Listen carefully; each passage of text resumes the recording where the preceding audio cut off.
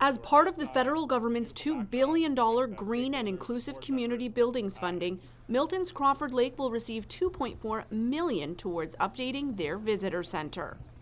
And this building has been used for, I think, over 25 years, and it needs a little bit of an update. It can provide a better experience to students who come through here, and students from all across Halton, from Georgetown and Acton, down in Burlington and Oakville, as well as here in Milton. Students come here to learn, and they learn a little bit about this very, very unique lake, which is a miromictic lake. It's very unique. I think there's only 2 or 3 of them in Canada, and what the Anthropocene is, as well as all the Indigenous culture and history that this place has preserved and recreated. So it's an essential place. I'm so glad that the federal government is investing this almost $2.4 million in the retrofit of this building. It'll make it more inclusive, it'll make it less impactful and more climate resistant, and just better experience for everybody who comes through here.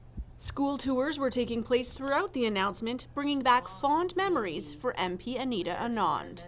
I have 4 kids myself, and they would come home from trips from Crawford Lake, sitting around the dinner table and telling me how much they loved their trip here. And for decades and decades, children and tourists and parents and community members have been coming to Crawford Lake to enjoy the natural beauty and to learn more about history, including Indigenous peoples and their role and place and ownership of this land. And now with this federal investment of over $1 million, we are going to see the visitor center upkept. We are going to see this place become more accessible, and we are going to see preservation of a historical gem right here in Halton and Canada. So it's an incredible day. The Crawford Lake Visitor Center is host to 100,000 guests and 30,000 students annually. Conservation Halton's CEO Chanja Sharma says this investment in their $10 million project will make a huge impact. So it will provide experiential learning to children, so our classrooms, our auditoriums, all of that will be upgraded. Secondly, I think what's important for conservation authorities is green infrastructure.